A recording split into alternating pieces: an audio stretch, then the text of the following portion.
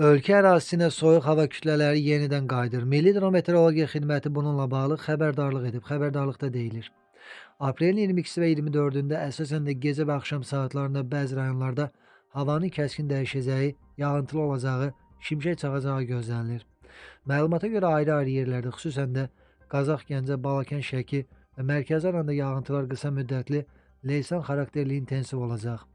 Dolu düşəcəyi, yüksək dağlı ərazilərə qar yağacağı bildirilir.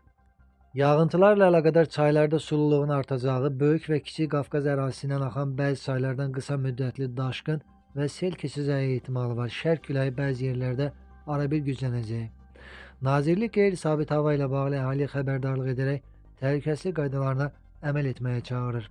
Hər hansı bir ciddi təhlükə olduqda isə 112 qaynar xətlə əlaqə saxlaya bilərsiniz.